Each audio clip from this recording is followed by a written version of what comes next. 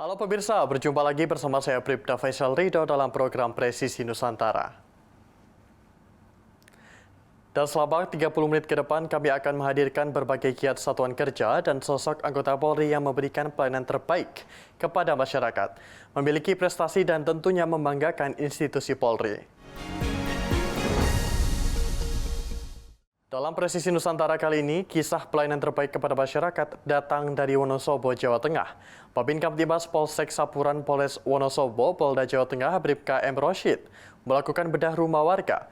Kegiatan ini dilakukan sejak 2019 menyasar rumah warga yang tidak layak huni. Polsek Sapuran, salah satu polsek di bawah naungan Polres Wonosobo, Polda Jawa Tengah.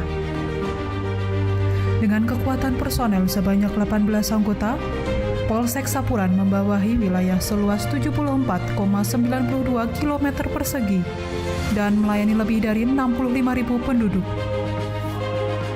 Secara geografis, wilayah hukum Polsek Sapuran berbatasan langsung dengan Polsek Kalikajar di sebelah utara, Polsek Kepil di sebelah timur dan selatan, serta Pospol Kalibawang di sebelah barat. Sebagai garda terdepan pelayanan kepolisian di tingkat kecamatan, Polsek Sapuran terus berkomitmen memberikan layanan terbaik. Lewat SPKT atau Sentra Pelayanan Kepolisian Terpadu, masyarakat bisa menyampaikan laporan maupun aduan dengan mudah. Tak hanya itu, Polsek Sapuran juga memberikan layanan penerbitan SKCK dengan mudah dan cepat. Di tingkat desa, peran Babin Kamtibmas menjadi ujung tombak pemeliharaan Kamtibmas. Mereka hadir tidak hanya sebagai penjaga keamanan, tetapi juga sebagai pendamping, penengah, sekaligus pemecah masalah di tengah masyarakat. Salah satu sosok inspiratif adalah Bribka M. Roshid, Babin Kamtibmas yang mengabdi di Desa Sedayu. Sejak tahun 2019, ia memperakasai gerakan sosial bedah rumah bagi warga yang kurang mampu. Semua bermula dari keprihatinannya terhadap kondisi Simbah Ramijo, seorang lansia sebatang kara. Dengan semangat gotong royong, Bribka Roshid menggandeng kepala dusun dan BMT Melati melalui unit layanan zakat, mengajak masyarakat serta lembaga lokal untuk bergandengan tangan. Hingga kini, 3 rumah telah berhasil dibedah dan bantuan sosial terus diberikan secara rutin.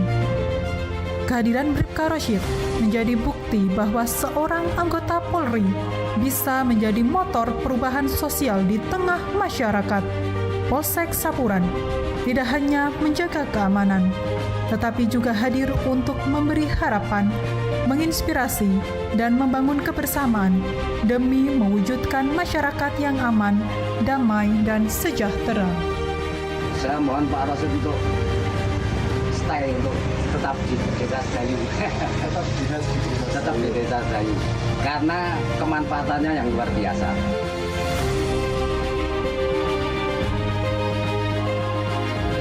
Selamat pagi, alhamdulillah kami anggota Polsek Sapuran berdasarkan laporan anak hilang pada tanggal 18 April tahun 2025 sudah menemukan anak tersebut. Jadi setelah kita mendapatkan laporan, kita bekerjasama dengan berbagai stakeholder, dengan masyarakat, kita mendalami petunjuk-petunjuk yang ada. Dan pada tanggal 14 Mei sekira pukul 14 WIB kami mendapat informasi bahwa anak tersebut berada di kebun sawit di wilayah Kalimantan Tengah. Akhirnya kita berkoordinasi dengan rekan-rekan Polda Kalimantan Tengah untuk meminta bantuan mengamankan anak tersebut. Setelah itu, pihak keluarga dan kami berangkat ke Kalimantan untuk menjemput anak tersebut. Sedangkan untuk adanya dugaan tindak pidana, hingga saat ini masih kita dalami, karena ada beberapa hal yang memang benar-benar kita dalami dan kita selidiki dengan sedetail mungkin. Mungkin sementara itu yang dapat kami sampaikan. Terima kasih, selamat pagi.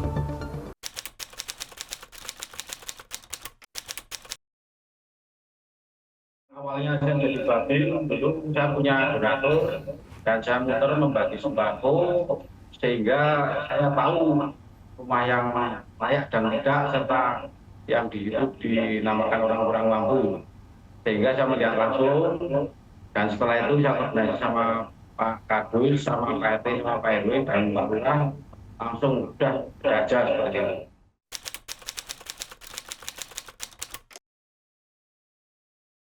Ya, untuk pembinaan terhadap rekan-rekan pabrik Kamtibmas, kami biasakan untuk komunikasi dengan aktif. Setiap pagi setelah habis apel, kita biasakan kumpul-kumpul untuk membahas ada kesulitan apa, terus kita bisa berbuat apa, dan kita saling membantu.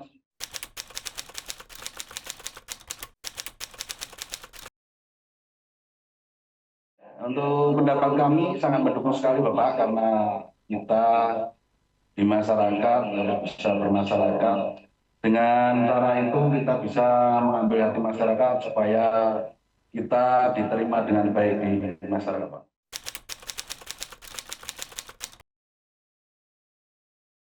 Saya melakukannya sejak tahun 2019, Pak.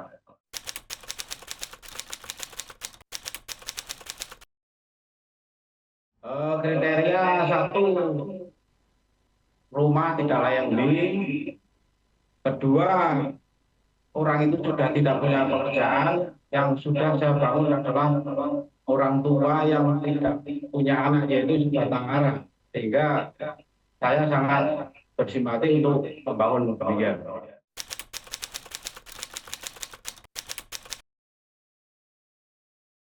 Banyak sekali Bapak, itu dari Bapak Kapolres, dari Bapak Kapolsek, dari BMT Melati, dari Pak Lurah dan perangkatnya, dari usahawan yang ada di desa itu, dari warga sekitar, pokoknya semuanya saling membantu, gitu Pak.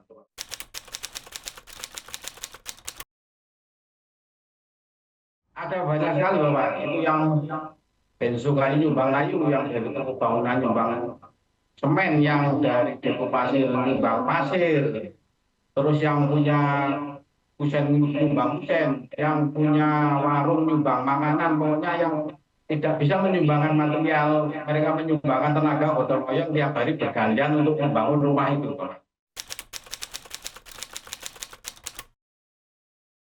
Betul, itu misalnya dari awal jadi babin untuk masuk ke warga dan sangat diterima, dan warga merindukan kedatangan saya, yaitu saya membagi sembako dan uang itu berasal dari donatur yang ada di desa itu. Demikian, Pak.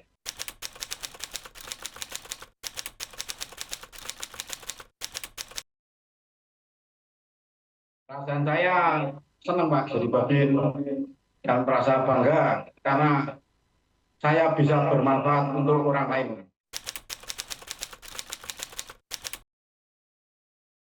Untuk pesan terhadap masyarakat agar Kamtibmas bisa terjaga dan kondusif, marilah kita bersama-sama saling mendukung, saling mengingatkan, saling menjaga. Paling tidak untuk masyarakat bisa menjadi polisi untuk dirinya sendiri, untuk keluarga dan untuk masyarakat, Pak. Tapi kita bisa saling menjaga, mengingatkan masing-masing. Selanjutnya, pemirsa, Bribka Yogi mengajarkan masyarakat tentang budidaya jamur tiram. Jangan kemana-mana, Presisi Nusantara akan kembali lagi.